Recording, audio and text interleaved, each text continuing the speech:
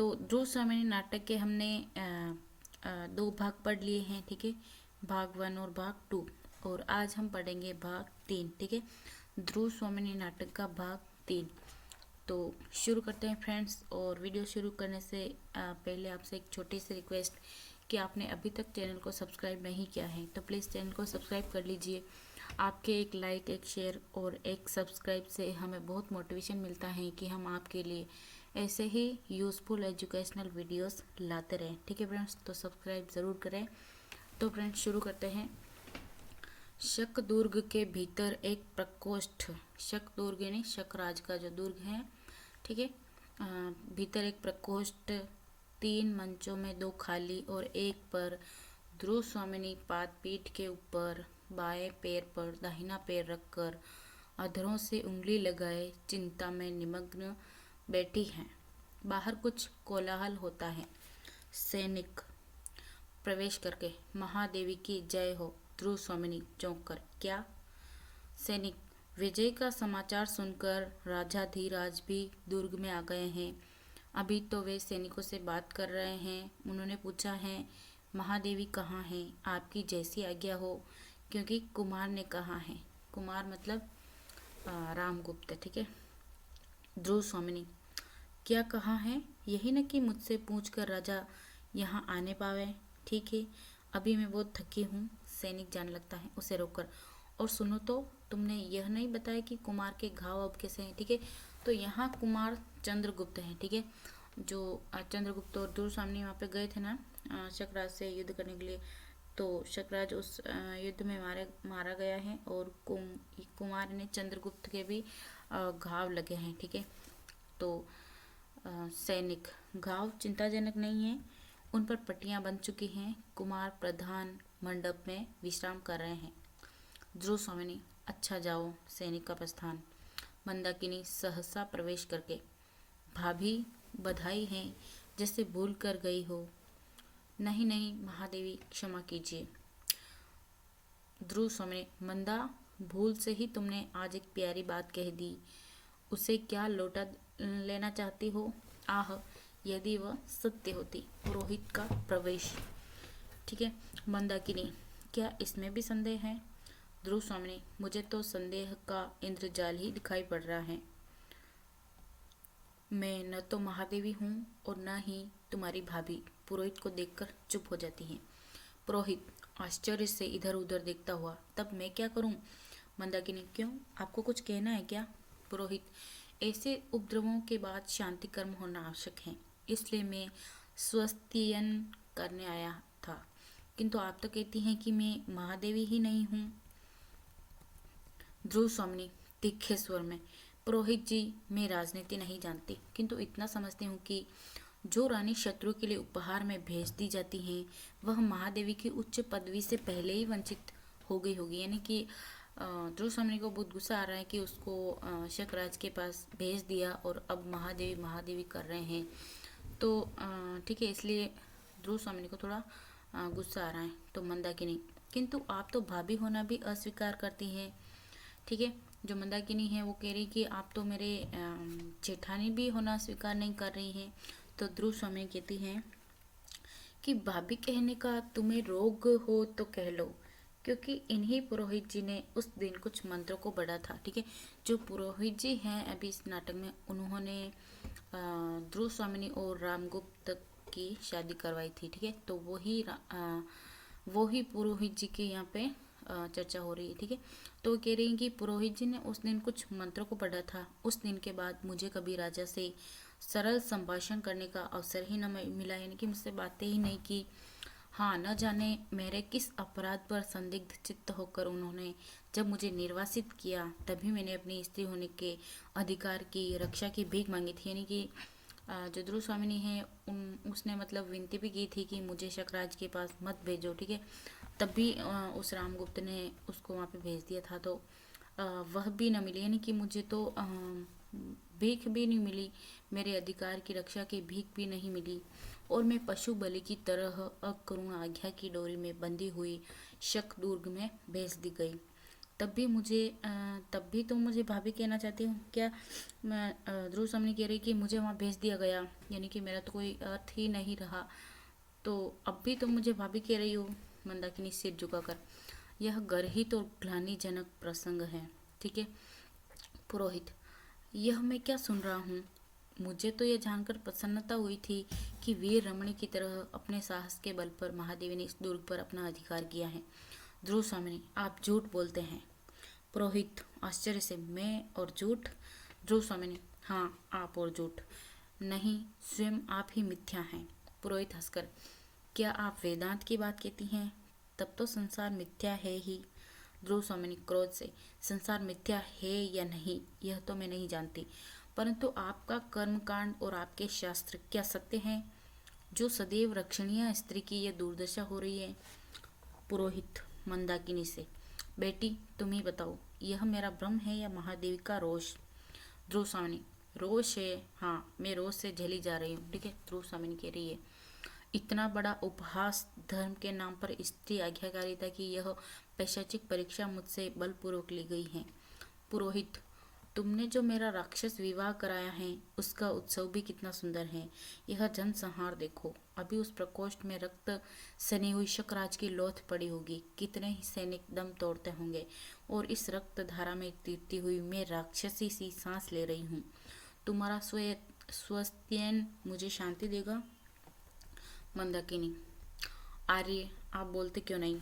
आप धर्म के नियामक हैं, ठीक है। वो पुरोहित जी को कह रही है, जिन स्त्रियों को धर्म बंधन में बांधकर उनकी सम्मति के बिना आप उनका सब अधिकार छीन लेते हैं, तब क्या धर्म के पास कोई प्रतिकार, कोई संरक्षण नहीं रख छोड़ते जिससे वे स्त्रियां अपनी आपत्ति में अवलंब मांग सके? क्या भविष्य के सहयोग की कोई कल्पना से आप संतुष्ट रहने की आज्ञा देकर विश्राम ले लेते हैं? पुरोहित, नहीं, स्त्री और पुरुष का परस्पर विश्वास पूर्ण अधिकार, रक्षा और सहयोग ही तो विवाह कहा जाता है। यदि ऐसा न हो तो धर्म और विवाह खेल है।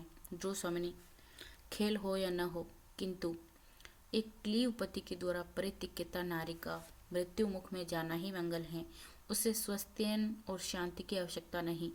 पुरोहित आश्चर्य से, यह मैं क्या सुन रहा हूँ? विश्वास नहीं होता। यदि वे बातें सत्य हैं तब तो मुझे फिर से एक बार धर्मशास्त्र को देखना पड़ेगा, ठीक है। फिर पुरोहित जी चले जाते हैं। मिहिर देव के साथ कोमा का प्रवेश, ठीक है। कोमा और मिहिर देव जो हैं वो कोमा के पिताजी हैं, ठीक है। तो वो दोनों ध्रुव स्वामिनी के पास आते हैं, ठीक है। ध्रुव स्वामिनी, तुम लोग कौन हो? कोमा, मैं पराजित शक जाति की एक बालिका हूँ। ध्रुव स्वामिनी, और कोमा, और मैंने प्रेम किया था। ध्रुव स्वामिनी, इस घोर अपराध का तुम्हें क्या दंड मिला? कोमा, वही जो स्त्रियों का प्रायः मिला करता है, निराशा, निष्पीड़न और उपहास। रानी, मैं तुमसे भीख मांगने आई हूँ, ठीक है। कोमा कहती है ध्रुव स्वामिनी से। तो ध्रुव स्वामिनी कहती हैं कि शत्रुओं के लिए मेरे पास कुछ नहीं है, अधिक हट करने पर दंड मिलना भी असंभव नहीं। मिहिर देव दीर्घ निश्वास लेकर, पागल लड़की, हो चुका ना, अब भी तू न चलेगी? कोमा सिर झुका लेती हैं। मंदाकिनी, ठीक है। तो ध्रुव स्वामिनी तो कुछ नहीं कहती हैं, लेकिन जो ध्रुव स्वामिनी के पास में खड़ी है मंदाकिनी, वो कोमा से पूछती हैं कि तुम चाहती क्या हो? तो कोमा कहती हैं कि रानी, तुम भी स्त्री हो, क्या स्त्री का व्यथा न समझोगी? आज तुम्हारी विजय का अंधकार तुम्हारे शाश्वत स्त्रीत्व को ढक ले, किंतु सबके जीवन में एक बार प्रेम की दीपावली जलती है, जली होगी अवश्य। तुम्हारे भी जीवन में वह आलोक का महोत्सव आया होगा जिसमें हृदय हृदय को पहचानने का प्रयत्न करता है, उदार बनता है और सर्वस्व दान करने का उत्साह रखता है। मुझे शकराज का शव चाहिए, ठीक है। कोमा जो है वो शकराज का शव लेने आई है, ठीक है, ध्रुव स्वामिनी के पास। तो ध्रुव स्वामिनी सोचकर, जलो, प्रेम के नाम पर जलना चाहती हो तो तुम उस शव को ले जाकर जलो। जीवित रहने पर मालूम होता है कि तुम्हें अधिक शीतलता मिल चुकी है, तुम अवश्य, तुम्हारा जीवन धन्य है। सैनिक से ध्रुव स्वामिनी सैनिक को बोलते हैं कि इसे ले जाने दो, यानी कि जो शकराज का शव है वो कोमा को ले जाने दो। फिर कोमा चली जाती है। मंदाकिनी स्त्रियों के बारे में बोलते हैं कि स्त्रियों के इस बलिदान का कोई भी मूल्य नहीं। कितनी असहाय दशा है। अपने निर्बल और अवलंबन खोजने वाले हाथों से यह पुरुषों के चरणों को पकड़ती हैं और वह सदैव ही इनको तिरस्कार, घृणा और दुर्दशा की भिक्षा से उपकृत करता है। ठीक है, ये एक तरीके से आदमियों के ऊपर या पुरुषों के ऊपर व्यंग है, कटु व्यंग। ठीक है, और तब भी यह बावली मानती हैं। ध्रुव स्वामिनी, भूल है, भ्रम है, ठहर कर, किंतु उसका कारण भी है। पराधीनता की एक परंपरा सी उनकी नस नस में, उनकी चेतना में न जाने किस युग से घुस गई है। उन्हें समझकर भी भूल करनी पड़ती है। क्या वह मेरी भूल न थी? जब मुझे निर्वासित किया गया तब मैं अपनी आत्ममर्यादा के लिए कितनी तड़प रही थी और राजाधिराज रामगुप्त के चरणों में रक्षा के लिए घिरी, पर कोई उपाय चला नहीं। पुरुषों की प्रभुता का जाल मुझे अपने निर्दिष्ट पथ पर ले ही आया। मंदा, दुर्ग की विजय मेरी सफलता है या मेरा दुर्भाग्य, इसे मैं नहीं समझ सकी। राजा से मैं सामना करना नहीं चाहती। पृथ्वी तल से जैसे एक साकार घृणा निकलकर मुझे अपने पीछे लौट चलने का संकेत कर रही है। क्यों? क्या यह मेरे मन का कलुष है? क्या मैं मानसिक पाप कर रही हूँ?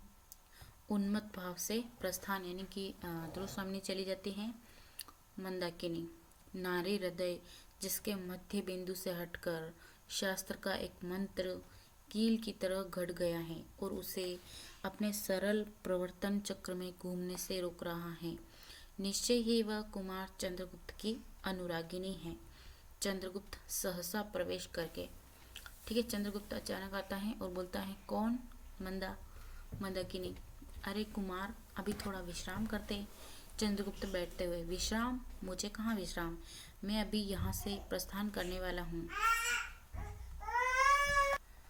मेरा कर्तव्य पूर्ण हो चुका, अब यहाँ मेरा रहना या ठहरना अच्छा नहीं। मंदाकिनी, किंतु भाभी की जो बुरी दशा है। चंद्रगुप्त, क्यों, उन्हें क्या हुआ? मंदाकिनी चुप रहती है। बोलो, मुझे अवकाश नहीं। राजाधिराज का सामना होते ही क्या हो जाएगा मैं नहीं कह सकता, क्योंकि अब यह राजनीतिक छल प्रपंच में नहीं रह सकता या नहीं सह सकता। मंदाकिनी, किंतु उन्हें इस असहाय अवस्था में छोड़कर आपका जाना क्या उचित होगा? और चुप रह जाती है। चंद्रगुप्त, और क्या, वह क्यों नहीं कहती हो? मंदाकिनी, तो क्या उससे भी कहना होगा? महादेवी बनने के लिए पहले ध्रुव स्वामिनी का जो मनोभाव था वह क्या आपसे छिपा है? चंद्रगुप्त, किंतु मंदाकिनी, उसकी चर्चा करने से क्या लाभ? मंदाकिनी, हृदय में नैतिक साहस, वास्तविक प्रेरणा और पौरुष की पुकार एकत्र करके सोचिए। तो कुमार कि अब आपको क्या करना चाहिए? चंद्रगुप्त चिंतित भाव से टहलने लगता है। नेपथ्य में कुछ लोगों के आने जाने का शब्द और कोलाहल। देखूं तो यह क्या है और महादेवी कहाँ गई? ठीक है, तो मंदाकिनी चली जाती हैं और फिर चंद्रगुप्त खुद बातें करता है कि विधान की शाही का एक बिंदु गिरकर भाग्य लिपि पर कालिमा चढ़ा देता है। मैं आज यह स्वीकार करने से भी संकुचित हो रहा हूँ कि ध्रुव स्वामिनी मेरी है। ठहर कर, हाँ, वह मेरी है। उसे मैंने आरंभ से ही अपनी संपूर्ण भावना से प्यार किया है। मेरे हृदय के गहन अंतःस्थल से निकली हुई यह मूक स्वीकृति आज बोल रही है, मैं पुरुष हूँ? नहीं, मैं अपनी आंखों से अपना वैभव और अधिकार दूसरों को अन्याय से छीनते देख रहा हूँ और मेरी वाग्दत्ता पत्नी मेरे ही अनुत्साह से आज मेरी नहीं रही। नहीं, यह शील का कपट, मोह और प्रवंचना है। मैं जो हूँ वही तो नहीं स्पष्ट रूप से प्रकट कर सका। यह कैसी विडंबना है, यानी कि वो प्यार का इजहार नहीं कर सका। ठीक है, विनय के आवरण में मेरी कायरता अपने को कब तक छिपा सकेगी? एक ओर से मंदाकिनी का प्रवेश। मंदाकिनी, शकराज का शव लेकर जाते हुए आचार्य और उसकी कन्या का राजाधिकार के साथी सैनिकों ने वध कर डाला। ठीक है, ध्रुव स्वामिनी दूसरी ओर से प्रवेश करके सामंत कुमारों को प्रवेश। सामंत कुमार, सब एक साथ ही। स्वामिनी, आपकी आज्ञा के विरुद्ध राजाधिकार ने निरीह शकों का संहार करवा दिया है।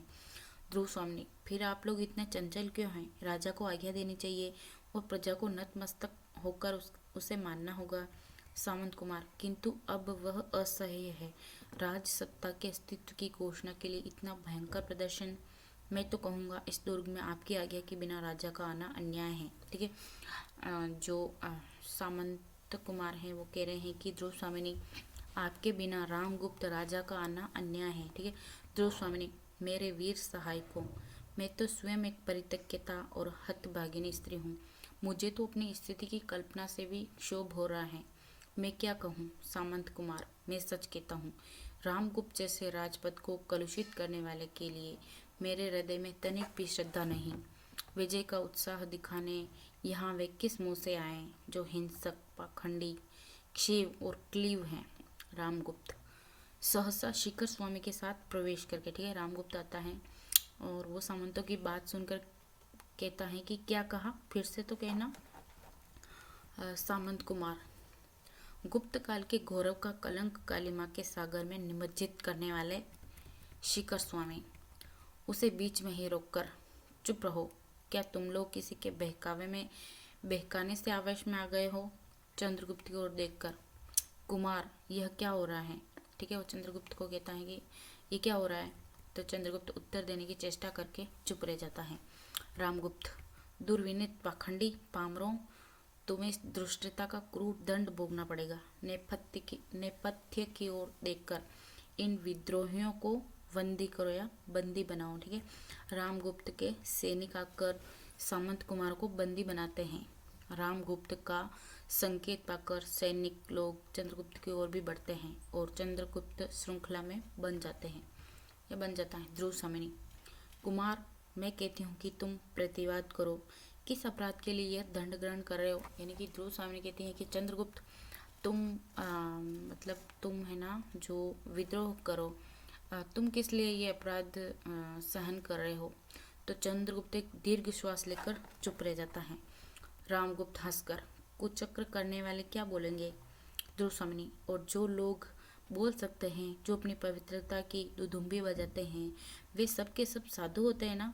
चंद्रगुप्त से, कुमार तुम्हारी जीवा पर कोई बंधन नहीं, कहते क्यों नहीं कि मेरा यही अपराध है कि मैंने कोई अपराध नहीं किया। ठीक है, जो ध्रुव स्वामिनी है वो चंद्रगुप्त से कहती हैं कि तुम्हारी जीभ पर कोई पट्टी थोड़ी बांध रखी है, तुम क्यों नहीं कहते हो कि मेरा ये अपराध है कि मैंने कोई अपराध नहीं किया है?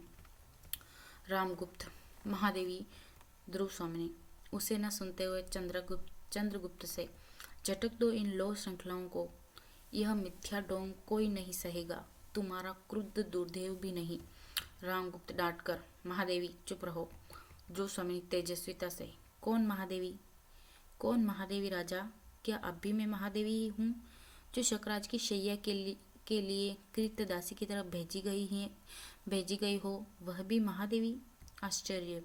शिखर स्वामी, देवी इस राजनीतिक चातुरी में जो सफलता। ध्रुव स्वामी पैर पटक कर, चुप रहो प्रवंचना के पुतले, स्वार्थ से घृणित प्रपंच, चुप रहो। रामगुप्त, तो तुम महादेवी नहीं हो ना? ध्रुव स्वामी, नहीं, मनुष्य की दी हुई मैं उपाधि लौटा देती हूँ। रामगुप्त, और मेरी सहधर्मिणी? ध्रुव स्वामी, धर्म ही इसका निर्णय करेगा। रामगुप्त, क्या इसमें भी संदेह? ध्रुव स्वामी, उससे अपने हृदय से पूछिए कि क्या मैं वास्तव में सहधर्मिणी हूँ। इतने में वो पुरोहित जी आते हैं जिन्होंने ध्रुव स्वामी और रामगुप्त का विवाह करवाया था। ठीक है, पुरोहित जी का प्रवेश सामने सबको देखकर चौंक उठता है। शिखर स्वामी चले जाने का संकेत करता है। ठीक है, शिखर स्वामी पुरोहित जी को जाने का संकेत करता है, लेकिन पुरोहित, नहीं, मैं नहीं जाऊंगा। प्राणी मात्र के अंत स्थल में जागृत रहने वाले महान विचारक धर्म की आज्ञा में न टाल सकूंगा। अभी जो प्रश्न अपनी गंभीरता में भीषण होकर आप लोगों को विचलित कर रहा है, मैं ही इसका उत्तर देने का अधिकारी हूँ। विवाह का धर्मशास्त्र से घनिष्ठ संबंध है। ध्रुव स्वामी, आप सत्यवादी ब्राह्मण हैं, कृपा करके बतलाइए। शिखर स्वामी विनय से उसे रोककर, मैं समझता हूँ कि यह विवाद अधिक बढ़ाने से कोई लाभ नहीं। ठीक है, जो शिखर स्वामी है वो पुरोहित जी को रोक रहा है बोलने से। ठीक है, तो ध्रुव स्वामी, नहीं, मेरी इच्छा इस विवाद का अंत करने की है। आज यह निर्णय हो जाना चाहिए कि मैं कौन हूँ। रामगुप्त, ध्रुव स्वामी, निर्लज्जता की भी एक सीमा होती है। ध्रुव स्वामी, मेरी निर्लज्जता का दायित्व क्लीव का पुरुष पर है। स्त्री की लज्जा लूटने वाले उस दस्यु के लिए मैं रामगुप्त रोक कर चुप रहो। तुम्हारा पर पुरुष में अनुरक्त हृदय अत्यंत कलुषित हो गया है। तुम काल सर्पिणी सी स्त्री, ओह तुम्हें धर्म का तनिक भी भय नहीं। शिखर इससे भी बंदी करो। या वो शिखर स्वामी को कहता है कि इसको भी बंदी बनाओ, ठीक है, ध्रुव स्वामी को। तो पुरोहित जी बोलते हैं कि ठहरिए महाराज ठहरिए, धर्म की ही बात मैं सोच रहा था। शिखर स्वामी क्रोध से, मैं कहता हूँ कि तुम चुप न रहोगे तो तुम्हारी भी यही दशा होगी। वो शिखर स्वामी पुरोहित जी को रोक रहा है कि तुम चुप न रहोगे तो तुम्हें भी बंदी बना लिया जाएगा। सैनिक आगे बढ़ता है, मंदाकिनी उसे रोक कर, ठीक है, मंदाकिनी भी आ जाती है वहाँ पे, वो उसको रोकती हैं, ठीक है। महाराज पुरुषार्थ का इतना बड़ा प्रहसन, अबला पर ऐसा अत्याचार, यह गुप्त सम्राट के लिए शोभा नहीं देता। रामगुप्त सैनिकों से, क्या देखते हो जी, ठीक है। इस टाइम है ना जो भी लोग हैं गुप्त दुर्ग के अंदर, वो सारे रामगुप्त के विद्रोह में खड़े हो गए हैं, ठीक है। सैनिक आगे बढ़ता है और चंद्रगुप्त आवेश में आकर लोह श्रृंखला तोड़ डालता है। सब आश्चर्य और भय से देखते हैं, ठीक है। चंद्रगुप्त को गुस्सा आ जाता है और जो हाथों के अंदर वो लोह श्रृंखला है या लोहे की कड़ी है उसको तोड़ देता है। चंद्रगुप्त, मैं भी आर्य समुद्रगुप्त का पुत्र हूँ और शिखर स्वामी तुम ये अच्छी तरह जानते हो कि मैं ही उनके द्वारा निर्वासित युवराज भी हूँ। तुम्हारी नीचता अब असह्य है।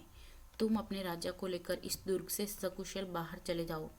यहाँ अब मैं ही शकराज के समस्त अधिकारों का स्वामी हूँ। यानी कि चंद्रगुप्त कह रहा है कि तुम इस राजा को बाहर ले जाओ, क्योंकि शकराज से मैंने युद्ध किया है, मेरी विजय हुई है, तो शकराज के समस्त अधिकारों का स्वामी मैं हूँ, चंद्रगुप्त कहता है।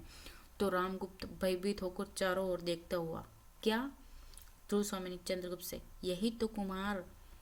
चंद्रगुप्त सैनिक से डपट कर, इन सामंत कुमारों को मुक्त करो, ठीक है। जिन भी सामंत कुमारों को रामगुप्त ने बंदी बना रखा है, तो चंद्रगुप्त उन सबको मुक्त करने की आज्ञा देता है। सैनिक वैसा ही करते हैं, ठीक है। सैनिक चंद्रगुप्त की बातें मान लेते हैं और शिखर स्वामी के संकेत से रामगुप्त धीरे धीरे भय से पीछे हटता हुआ बाहर चला जाता है, ठीक है। जो शिखर स्वामी है वो रामगुप्त को इशारा करके उसको बाहर ले जाता है। शिखर स्वामी, कुमार, इस कलह को मिटाने के लिए हम लोगों को परिषद का निर्णय मान्य होना चाहिए। यानी कि शिखर स्वामी कह रहा है कि हमको एक मीटिंग रखनी चाहिए, ठीक है, या एक सभा रखते हैं वो लोग और उसके अंदर निर्णय लेते हैं, ठीक है। मुझे आपके आधिपत्य से कोई विरोध नहीं है, किंतु ये सब काम विधान के अनुकूल होना चाहिए। मैं कुल वृद्धों को और सामंतों को जो यहाँ उपस्थित हैं लिवा लेने जाता हूँ, यानी उनको मैं ले आता हूँ। सैनिक लोग और भी मंच ले आते हैं और सामंत कुमार अपने खंगों को खींचकर चंद्रगुप्त के पीछे खड़े हो जाते हैं, ठीक है। ध्रुव स्वामिनी और चंद्रगुप्त परस्पर एक दूसरे को देखते हुए खड़े रहते हैं। परिषद के साथ रामगुप्त का प्रवेश होता है। सब लोग मंच पर बैठते हैं। पुरोहित, कुमार आसन ग्रहण कीजिए। चंद्रगुप्त, मैं अभियुक्त हूँ। शिखर स्वामी, बीती हुई बातों को भूल जाने में ही भलाई है। भाई भाई की तरह गले लगकर गुप्त कुल का गौरव बढ़ाइए, ठीक है। जो शिखर स्वामी है वो रामगुप्त की साइड लेता आया है और अभी भी ले रहा है, ठीक है। वो चंद्रगुप्त को कह रहा है कि तुम और तुम्हारा भाई जो है रामगुप्त दोनों गले मिल जाओ और फिर से जो राजा है वो रामगुप्त को ही रहने दीजिए, ठीक है। तो चंद्रगुप्त कहता है कि अमात्य, तुम गौरव किसको कहते हो? वह है कहीं रोग जर्जर शरीर, अलंकारों की सजावट, मलिनता और कलुष की ढेरी पर बाहरी कुमकुम केसर का लेप, गौरव नहीं बढ़ता। कुटिलता की प्रतिमूर्ति, बोलो मेरी वाग्दत्ता पत्नी और पिता द्वारा दिए हुए मेरे सिंहासन का अपहरण किसके संकेत से हुआ और छल से? रामगुप्त, यह उन्मत्त प्रलाप बंद करो। चंद्रगुप्त, तुम मेरे भाई ही हो ना, मैं तुमको क्षमा करता हूँ, ठीक है। रामगुप्त कह रहा है कि चंद्रगुप्त मैं तुमको क्षमा करता हूँ। चंद्रगुप्त, मैं उसे मांगता नहीं और क्षमा देने का अधिकार भी तुम्हारा नहीं रहा। आज तुम राजा नहीं हो, तुम्हारे पाप प्रायश्चित की पुकार कर रहे हैं। न्यायपूर्ण निर्णय के लिए प्रतीक्षा करो और अभियुक्त बनकर अपने अपराधों को सुनो।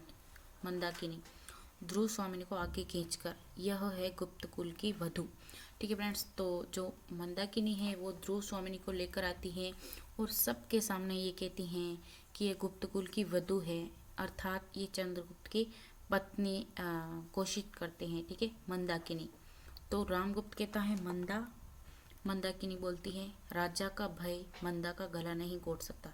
ठीक है, तो मंदाकिनी कह रही कि रामगुप्त को कह रही कि मैं तुमसे डरती नहीं हूँ। वो जो मंदाकिनी है वो रामगुप्त को सुना कर कह रही है कि तुम लोगों को यदि कुछ भी बुद्धि होती तो इस अपनी कुल मर्यादा नारी को शत्रु के दुर्ग में यूं न भेजते। भगवान ने स्त्रियों को उत्पन्न करके ही अधिकारों से वंचित नहीं किया है, किंतु तुम लोगों को दस्युवृत्ति ने उन्हें लूटा है।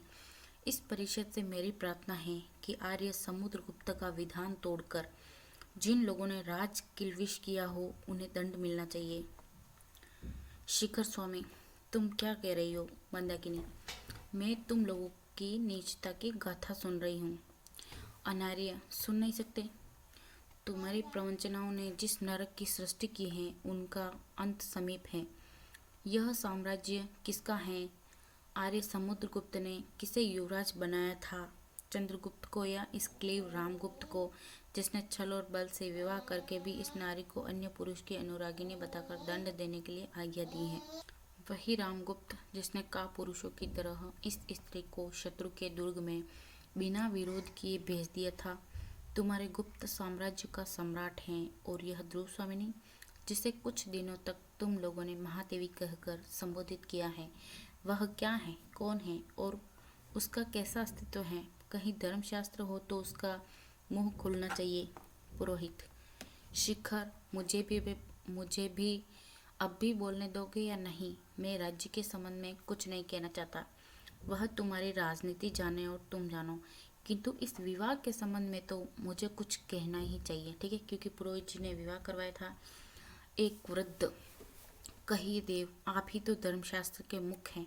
पुरोहित, विवाह की विधि ने देवी ध्रुव स्वामिनी और रामगुप्त को एक भ्रांतिपूर्ण बंधन में बांध दिया है। धर्म का उद्देश्य इस तरह पद दलित नहीं किया जा सकता। माता और पिता के प्रमाण के कारण से धर्म विवाह केवल परस्पर द्वेष से टूट नहीं सकते, परंतु यह संबंध उन प्रमाणों से भी विहीन है। और भी रामगुप्त को देखकर, यह रामगुप्त मृत और प्रवर्जित तो नहीं, पर गौरव से नष्ट, आचरण से पतित और कर्मों से राज क्लीव है। ऐसी अवस्था में रामगुप्त का ध्रुव स्वामिनी पर कोई अधिकार नहीं। रामगुप्त खड़ा होकर क्रोध से, मूर्ख, तुमको मृत्यु का भय नहीं? पुरोहित, तनिक भी नहीं। ब्राह्मण केवल धर्म से भयभीत है, अन्य किसी भी शक्ति को वह तुच्छ समझता है। तुम्हारे बधिक मुझे धार्मिक सत्य कहने से रोक नहीं सकते। उन्हें बुलाओ, मैं प्रस्तुत हूँ। मंदाकिनी, धन्य हो ब्रह्मदेव। शिखर स्वामी, किंतु निर्भीक पुरोहित, तुम क्लीव शब्द का प्रयोग कर रहे हो। पुरोहित हंसकर, राजनीतिक दस्यु, तुम शास्त्रार्थ न करो। क्लीव, श्री कृष्ण ने अर्जुन को क्लीव किस लिए कहा? जिसे अपनी स्त्री को दूसरे की अंगगामिनी बनने के लिए भेजने में कुछ संकोच नहीं, वह क्लीव नहीं तो और क्या है? ठीक है, बस यहाँ क्लीव का अर्थ समझाया गया है कि एक पुरुष बिना विरोध के या बिना युद्ध के अपनी स्त्री को दूसरों को बिना संकोच के सौंप देता है, उसको क्लीव कहा जाता है। मैं स्पष्ट कहता हूँ कि धर्मशास्त्र रामगुप्त से ध्रुव स्वामिनी के मोक्ष की आज्ञा देता है। परिषद के सब लोग, अनार्य, पतित और क्लीव रामगुप्त, गुप्त साम्राज्य के पवित्र राज्य सिंहासन पर बैठने का अधिकारी नहीं। ठीक है, तो सभा के सारे लोग जो हैं वो रामगुप्त के विरोध में खड़े हो गए हैं। ठीक है, और पूरा जो गुप्त दुर्ग के जो सारे लोग हैं, यानी कि सारे जो सैनिक वगैरह हैं, जो राजनीतिक पुरोहित और ध्रुव स्वामिनी, चंद्रगुप्त, मंदा, सारे के सारे रामगुप्त के विरोध में खड़े हो गए हैं। रामगुप्त सशंक और भयभीत सा इधर उधर देखकर, तुम सब पाखंडी हो, विद्रोही हो। मैं अपने न्यायपूर्ण अधिकार को तुम्हारे जैसे कुत्तों को भौंकने पर न छोड़ दूंगा। शिखर स्वामी, किंतु परिषद का विचार तो मानना ही होगा। ठीक है, तो इस टाइम में, ठीक है, अभी तक तो शिखर स्वामी रामगुप्त की तरफ ही बोल रहा था, लेकिन अब जो है शिखर स्वामी भी उन सभी लोगों की साइड में हो गया है। ठीक है, रामगुप्त रोने के स्वर में, शिखर तुम भी ऐसे कहते हो? नहीं, मैं यह न मानूंगा। ध्रुव स्वामी, रामगुप्त तुम अभी इस दुर्ग के बाहर जाओ। रामगुप्त, यह परिवर्तन, तो मैं सचमुच क्लेव हूँ क्या? धीरे धीरे हटता हुआ चंद्रगुप्त के पीछे पहुंचकर उसे कट, ठीक है, तो जो रामगुप्त हैं वो धीरे धीरे पीछे हटकर चंद्रगुप्त के पीछे पहुंचकर उसे कटार निकालकर मारना चाहता है। ठीक है, तो सब रामगुप्त के विरोध में हो गए हैं। तो जो रामगुप्त हैं वो चंद्रगुप्त को धोखे से मारना चाह रहा है। ठीक है, चंद्रगुप्त को विपिन देकर कुछ लोग चिल्ला उठते हैं। जब तक चंद्रगुप्त घूमता है तब तक एक सामंत कुमार रामगुप्त पर प्रवाह करके चंद्रगुप्त की रक्षा कर लेता है। ठीक है, तो जो चंद्रगुप्त पर जो वार कर रहा था रामगुप्त, तभी एक सामंत कुमार जो है वो रामगुप्त पर प्रवाह कर देता है और चंद्रगुप्त की रक्षा कर लेता है और रामगुप्त गिर पड़ता है। सामंत कुमार, राजाधिराज चंद्रगुप्त की जय, परिषद महादेवी ध्रुव स्वामिनी की जय। ठीक है, तो जो सभा है उस सभा के अंदर चंद्रगुप्त की जय और ध्रुव स्वामिनी की जयकार के नारे लगते हैं। ठीक है फ्रेंड्स, तो कैसा लगा आपको ध्रुव स्वामिनी नाटक? प्लीज़ कमेंट बॉक्स में ज़रूर लिखिए और प्लीज़ इस वीडियो को अगर आपको ये समझ में आया हो, पसंद आया हो, आपकी कोई हेल्प हुई हो इस वीडियो से, तो प्लीज़ वीडियो को ज़रूर लाइक कीजिए, शेयर कीजिए अपने दोस्तों में और चैनल को ज़रूर सब्सक्राइब कीजिए। धन्यवाद।